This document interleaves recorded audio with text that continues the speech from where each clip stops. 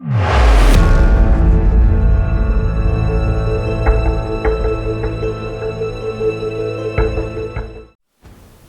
guys and welcome to Painting Panzers. My name is Christian and today we're looking at yet another toy soldier. This particular toy soldier is part of the 11th Hussars, part of Lord Cardigan's set from ESCI. Now this particular model is based off the Crimea War, specifically the Balaclava battle. It was obviously made famous by the charge of the Light Brigade. Now I'm talking as if I know some of this, or perhaps you're listening to this going, he doesn't know what he's talking about, and you'd be correct. I know absolutely nothing about this. I haven't watched any movies. I've only heard a little bit of history on YouTube, blogger or vloggers channels. So yeah, I had to look at a lot of reference photos for this. So if I've got anything wrong, please do let me know in the comment section, and go easy on me, as I always like to say at the start of these videos, because I'm not a history buff. I just like to paint models as I see them. So anyway, that's that. I'm going to get into this video, and yeah, please do let me know if you enjoy it. Alright, let's get into it. Now this is the Lord Cardigan's 11th Hussars set from ESCI. As you can see, you get 5 different types of cavalrymen in the set and a whole heap of information on this website. Now I'm going to start off by painting the horse. So I'll start by priming my model with, to me, surface primer light grey, and then I'm going to give him a coat of chocolate brown. Now obviously horse fur came in a variety of different colours, so if you want to mix it up you can go for lighter shades of brown, etc. But I'm going to show you just a rough technique on how to paint horses very quickly, and it's a lot different to how I've painted horses in the past. I must admit I absolutely hate painting any type of animal, so yeah, hopefully you'll enjoy this process. Now to paint the fur on his tail, I'm going to be using cam black brown. So this is just the additional fur, so the fur on the top of his head there as well as on his tail. You can obviously use a lighter shade as well, but obviously you probably want to go just a little bit darker for that. Now if you want to add in a few little extra details, I'm just painting a little bit of white on the top of his face there, as some patterns of horse have. But yeah, that's what I'm going for, very basic. And then for the saddle areas, I'm going to use saddle brown. So exactly what it says in the tin. Just going to coat the saddle in that colour, as well as all the other parts that attach to the saddle there that keep that rider riding smoothly without falling off the horse. Once that's dry, I'm going to give the horse a good coating of normal oil and Lafmir medium at a 1:1 ratio. Now this particular wash, if you're new here, is my favourite wash. The reason I go at that 1:1 ratio is because I'm thinning down the initial normal oil, which is going to stop it from being so black, basically. And when it pulls on the flat surfaces, it's not going to be too bad.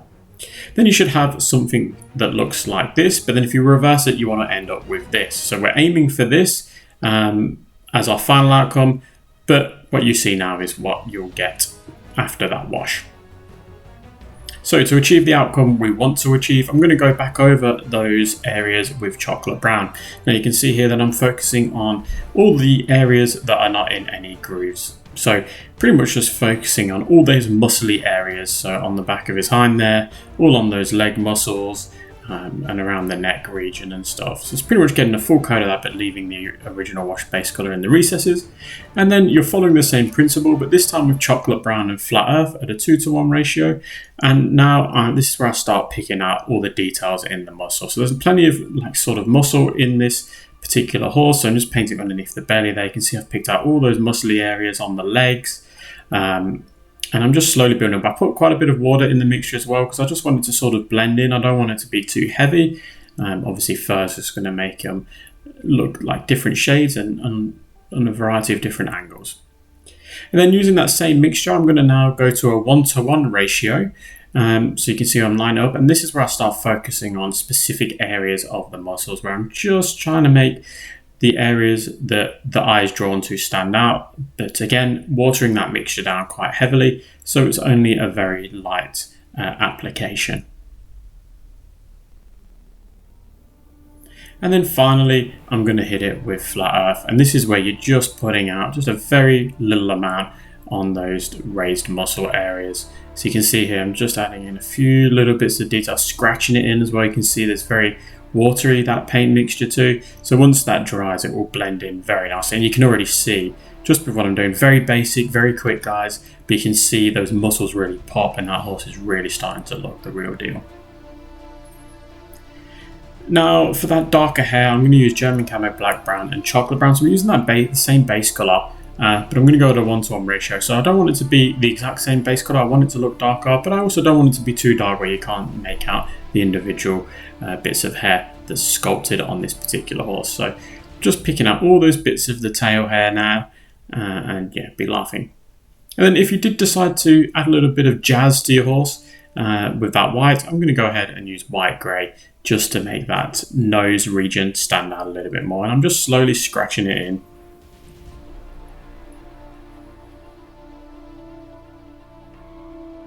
Just getting all the details in there. And then finally, I'm going to use saddle brown and German camo beige World War II at that 1-to-1 ratio, just to finish the saddle. Nothing too crazy. Obviously, you can paint the saddle in this colour, but paint the other parts in a different colour if you want it. Obviously, the saddle in a different colour too.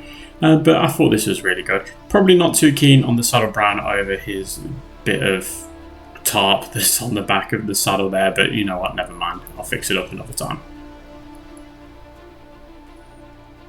So with that horse done, I'm now going to move on to the actual soldier himself. So I'm going to be painting his jacket in dark Prussian blue and medium blue at a 1-to-1 ratio. Now I tend not to like to start with a ratio or like two mixed colours, but in this particular case it was sort of a mixture between a medium blue and a dark blue, and these two together give you a really nice blue.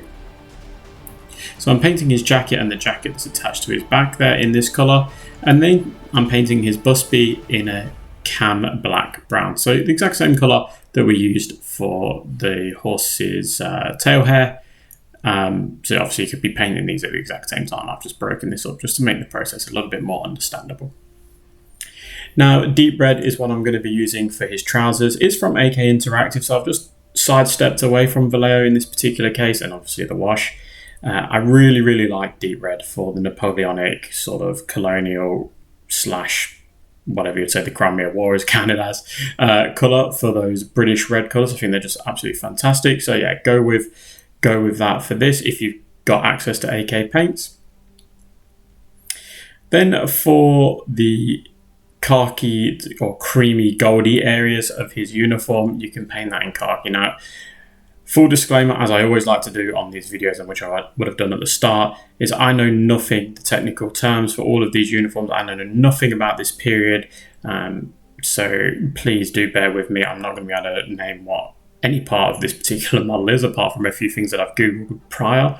So yeah, but just follow what I'm painting with khaki, and the rest will come towards the end of the video, and then you can correct me in the comment section as to what each part is, because I have no bloody idea what I'm painting at this stage. I'm just following illustrated photos I found online.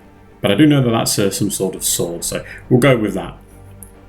Then for the outer part of his jacket, I'm going to be painting that in deck tan.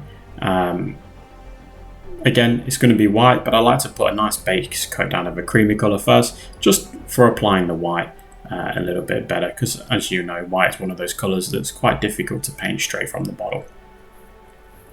Now for any wooden areas on your model, you want to use flat earth. So in this particular case, he's got like a carbine. I'm going to say it's a sort of muscly carbine thing. Again, don't know what it's called, so bear with me. But again, Google is your friend, and I worked out what it is by Googling it. So I'm going to be painting in that colour, and then the metal areas on there I'm going to be painting in a black grey. So you can see they've got the sort of trigger mechanism there, as well as the cocking mechanism, then the barrel. So all of that good stuff is getting painted in black grey, as well as any other metal items. So he does have a few other metal items that get painted in this colour.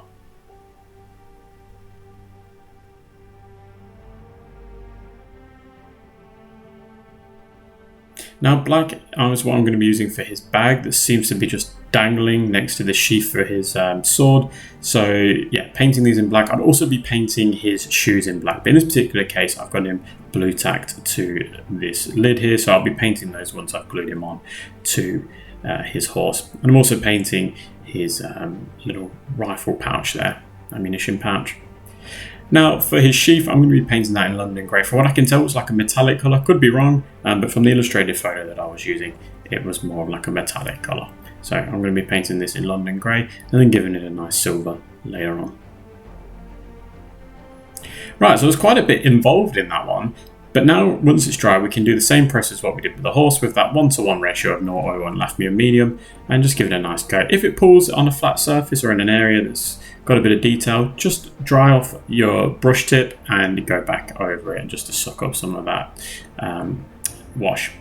And then we're using dark Prussian blue and medium blue at a 1-to-1 ratio again, and you can already see on that jacket just how much it's popping, and that's just with using the exact same colours again, but leaving that washed base colour in the recesses. So you can really make a difference with very subtle changes to the actual uniform. Now with that done, for any of this sort of goldy looking areas, I'm going to be using Iraqi sand if they're not a metallic colour. So it is more of like this yellowy sort of goldy colour, sandy colour. So this particular bit connects his jacket to his neck, and then he's got like sort of like a cufflink or obviously part of his uniform there, and then something on his busby, and then obviously bits on his uniform as well as on his belt. So there's lots of paint in this particular colour, but you can see it really does stand out very nicely against that blue. And I'm thoroughly enjoying painting this sort of miniature, but I just know nothing about it. Or at least should I say this period, but yeah. Now for all of those white areas that we base coated with deck tan, I'm going to use white grey. You might be wondering why I'm not just using a straight up white, like a foundation white. I just find white grey it's just a little bit better. It's not so bright like your pure white. The white grey just dilutes it ever so slightly, doesn't make it super white, and gives it that worn white look, which is ideal obviously for a soldier. Now for any areas that need to be painted in a metallic gold looking colour, we can go with obviously gold. So the reason we give it a coat of like khaki or old wood beforehand is just to give us that similar sort of base colour, and then when we apply that metallic colour on the top, you're not going to have any problems trying to get a nice coating of that gold, because it's going to apply really nicely. You can see I'm painting parts of the sword as well as his belt buckle as well. Now for his trousers, I'm going to go with deep red and white grey. Both of these paints from AK Interactive, and I go to 2-to-1 ratio. Now you can mix in just ordinary white grey from Vallejo as well. You don't have to get 2 AK paints, but AK paints are starting to become some of my favourites. So I'm slowly considering phasing them out, but I might stick with Vallejo for painting tutorials, or at least go half and half, just because I know they're still very popular paint range in terms of the Vallejo paints. Now Stormhose Silver is what I go for that silver sheath. It's up to you if you want to follow the same principle as me, using a Warhammer metallic silver colour. You can just use a Vallejo silver colour or any other silver colour that you've got in mind. But yeah, I'm painting the sheath as well as his sword in this colour. Now for the wooden area, I'm going to be using flat earth and orange brown at a 1-to-1 ratio. And you can see here that I'm just scratching in those details because I want to simulate wood grains, or at least as best as I can simulate those wood grains, and I find that just scratching in works really nicely. I'm following the same principle, but I use orange brown to finish it off. So it's a 2-step process as opposed to a 1-step process as what we've shown before. Don't apply as much orange brown as what we did with the flat earth orange brown combo, and then you'll have a lovely looking rifle. Then for the metal areas, I'm going to be using black grey and basalt grey at a 1-to-1 ratio. Now obviously these are metal areas that you don't want in a silver metallic colour. You want to sort of give it a bit more of a neutral gun grey colour, and this is what I found works really well for these metal areas, at least anyway. And then to highlight that, I'm going to use basalt grey, and you can see I'm picking out some of the really nice details that are on this model. So all parts of the metal areas on this model are getting picked out really nicely, putting a line right along the top of the barrel there, and all the little bits that make up the details on that gun.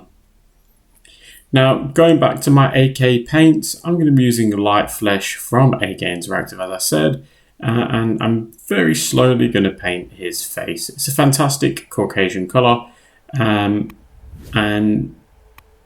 the reason I like to use these AK paints is just because for flesh tones, at least anyway, I just find their flesh tones are just perfect for Caucasian skin tones.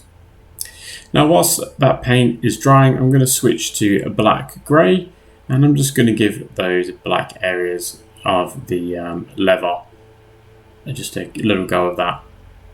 Now once that flesh paint is dried, I'm going to use flesh wash from Vallejo, and I'm going to just give his flesh a wash. This is a pinky red wash, and it goes really nicely into the recesses of those bits of skin.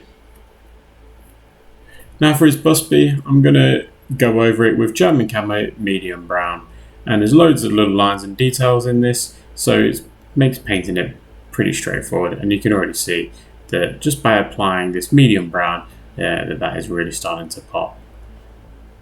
Now we can go back to the face. We can hit the face with light flesh. So I'm painting the nose, the eyebrow region, the cheeks, and the chin. I'm connecting the cheeks and the chin together, but leaving a dark area where his mouth would be, around his nose, in his eye sockets, in his inner ear, if you can see it. And then once that's done, I'm going to mix in with some highlight flesh, again from AK Interactive, at that 1:1 ratio. And I'm just going to add in a very small line on the nose, very small line along the eyebrow area, a little line underneath the eye socket and between the nose, and a little line on the chin, and then a little line on the ear, bit on the neck, the tops where the knuckles are on each individual finger. And that'll probably be about it. So here is our cavalryman. He's ready to be transferred onto his horse, and we'll look at that in just a moment.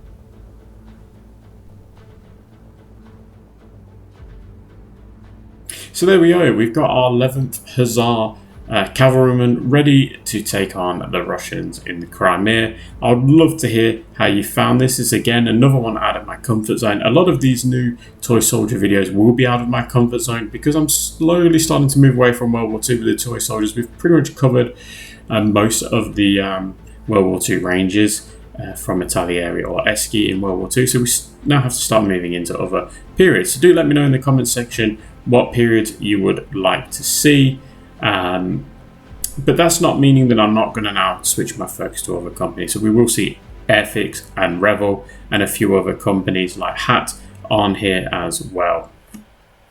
Now, as always, I must say a huge thank you to my Patrons and YouTube channel members, specifically those Panzer Aces. So that's Patrick, Oscar, James, Panzer Jim, Lack of Foresight Gaming, Mike, Mikey, Eric, Rothgar, Ian, Adam, Rob, and Alan. You guys are champions. Thank you for being those aces. Alright guys, I'm going to leave it here. Don't forget to drop me a comment below, and until then, I will catch you at the next one.